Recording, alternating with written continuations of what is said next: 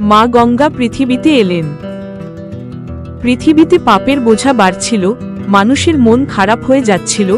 তখন রাজা ভগীরথ মা গঙ্গাকে পৃথিবীতে নিয়ে আসার জন্য তপস্যা করেন।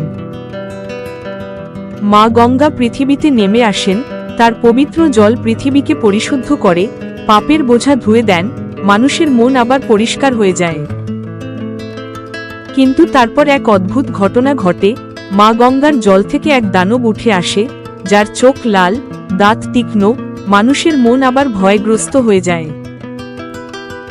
রাজা ভগীরথ এবং মা গঙ্গা দানবটিকে থামানোর চেষ্টা করেন, কিন্তু দানবটি খুব শক্তিশালী, তারা দানবটিকে পরাস্ত করতে পারেন না।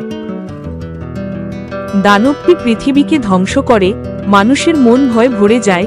রাজা ভগীরথ এবং মা গঙ্গা দানবটিকে থামানোর জন্য এক নতুন পরিকল্পনা করেন। রাজা ভগীরথ এবং মা গঙ্গা দানবটিকে পরাস্ত করতে সক্ষম হন, পৃথিবী আবার শান্ত হয়ে যায়, মানুষের মন আবার পরিষ্কার হয়ে যায়। মা গঙ্গা পৃথিবীতে তার কাজ শেষ করেন।